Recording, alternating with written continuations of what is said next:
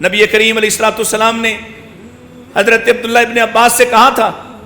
اگر ایک امت بھی جمع ہو جائے، ارادہ باندھ لے کہ تمہیں نقصان پہنچائے گی، وہ نہیں نقصان پہنچا سکتے اگر اس کی طرف سے نقصان پہنچانا تمہارے لیے نہیں ہے۔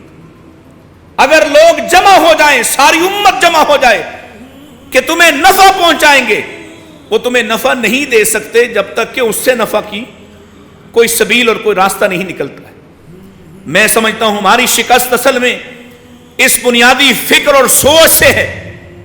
کہ ہم سمجھتے ہیں فلاں معاشی طور پر طاقتور ہے، ہم اس کے ساتھ بات نہیں کر سکتے، اور یہ سوچ ہماری یہاں زمین سے لے کر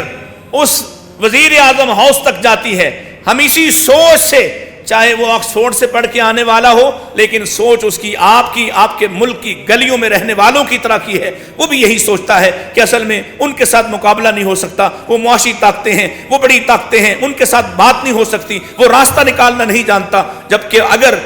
وہ صرف اسلامی تاریخ کا مطالعہ کر لے تو کتنی ایسے نظائر ہیں جو اس بات کو